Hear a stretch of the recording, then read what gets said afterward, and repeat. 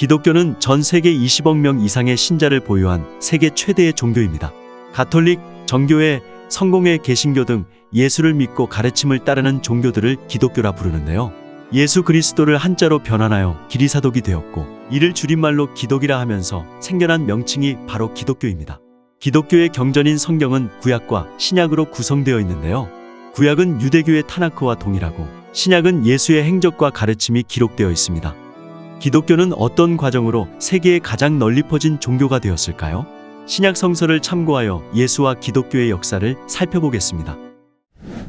기원전 6년경 로마 제국의 황제 아우구스투스는 인구 조사를 명령했는데요. 당시 로마 제국의 지배를 받던 유대인들도 베들레헴으로 모여 인구 조사를 받아야 했습니다. 요셉과 마리아 부부도 베들레헴에 왔었는데 숙박할 곳이 없어 마구간에 묵게 되었고 이때 태어난 아이가 바로 하나님의 아들이라 불리는 예수였죠.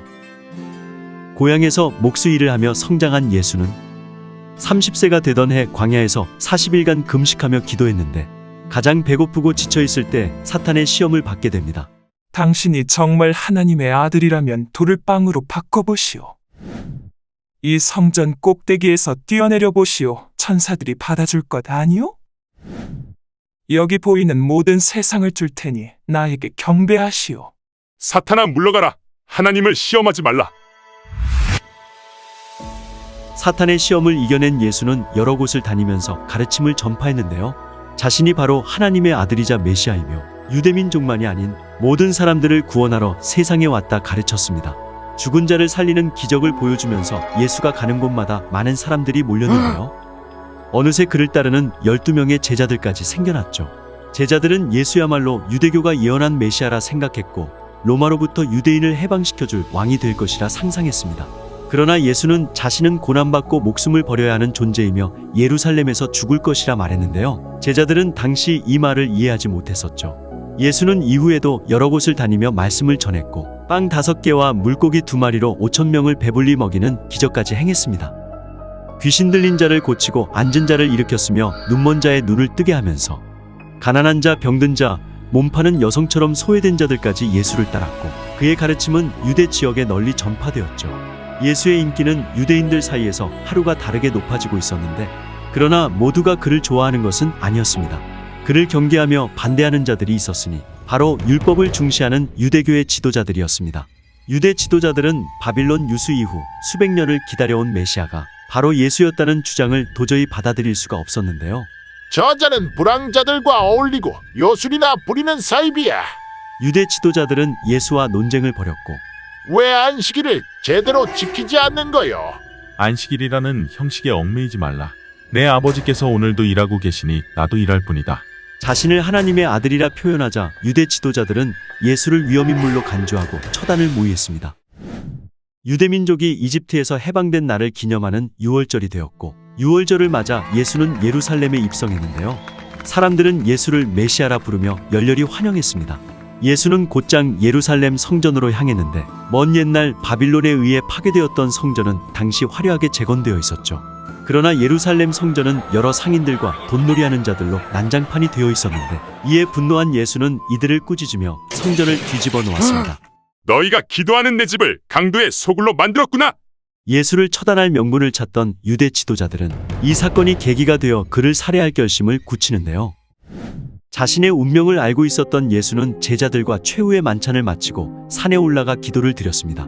그때 제자 가리옷 유다의 배신으로 유대 지도자들이 나타나 예수를 체포했고 겁에 질린 제자들은 모두 달아나고 말았죠.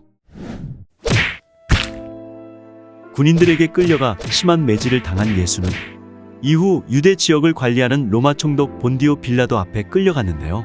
유대 지도자들은 예수가 자신을 유대인의 왕이라 떠들고 다녔다며 로마 황제를 모욕한 죄로 사형에 처해야 한다 외쳤습니다.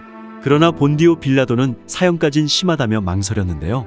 그러자 군중들의 사형을 외치는 목소리는 더욱 높아졌습니다. 저자를 죽이시오. 사형에 처하시오. 본디오 빌라도는 흉악한 살인자인 죄수 바라바를 데려와 물었습니다. 이 둘 중에 누구를 풀어주길 원하느냐? 바라바를 풀어주시오. 예수를 십자가형에 처하시오. 본디오 빌라도는 흥분한 여론에 깜짝 놀랐고 결국 예수를 십자가형에 처할 것을 명령하고 말았습니다. 예수는 무자비한 채찍질을 당하고 가시면류관이 씌워진 채 조롱당하며 처형 장소까지 무거운 십자가를 지고 가야 했는데요. 그를 메시아라 부르던 이들은 어느새 돌을 던지며 비난하는 자들로 바뀌어 있었죠. 예수는 피투성이의 몸으로 십자가에 못 박혔고 아버지, 저들을 용서하소서. 그렇게 예수는 비참한 모습으로 사망했습니다. 사람들은 예수의 시신을 동굴 무덤에 안장시키고 입구를 큰 바위로 막아놓았습니다.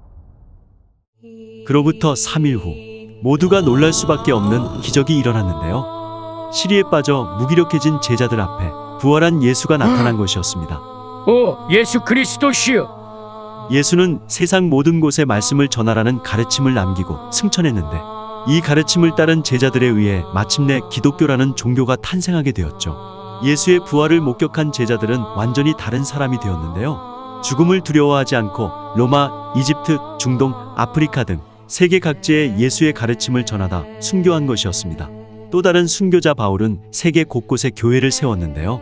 이들의 희생으로 기독교는 먼 지역까지 전파될 수 있었죠. 한편 로마는 대규모 반란을 일으킨 유대인들과 전쟁 중이었는데 로마는 결국 예루살렘 성전을 파괴시키고 유대인들을 추방시켰습니다.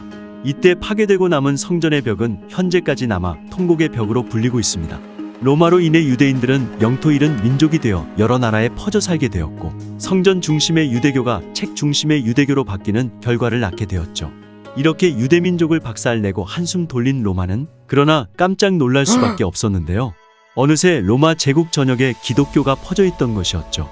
기독교인들은 로마 황제의 신성을 부정했고 평등을 강조하며 로마의 신분제 사회를 위협했는데요. 여러 신들을 믿던 다신교의 로마는 하나의 신만을 믿는 기독교를 받아들일 수 없었고 기독교인들에 대한 박해를 시작했습니다. 그러나 기독교인들은 순교를 두려워하지 않았고 로마 제국 내의 기독교 신자 수는 날이 갈수록 늘어나고 있었죠. 그러던 중 서기 313년 꿈속에서 십자가를 본 로마 황제 콘스탄티누스에 의해 기독교는 종교의 자유를 얻게 되는데요. 그리스도를 뜻하는 단어를 보았다. 콘스탄티누스는 기독교가 박해받은 기간 빼앗긴 모든 재산 또한 돌려주었습니다. 이로 인해 종교 탄압에서 벗어난 기독교는 로마 제국 내 대다수가 기독교 신자가 될 만큼 급속도로 세력이 커지게 되었죠. 이후 서기 380년 기독교 역사에 매우 중요한 사건이 일어나는데 황제 테오도시우스에 의해 기독교가 로마의 국교로 인정받게 된 것이었습니다. 모두 기독교를 믿으라. 그렇지 않은 자는 벌을 내리리라.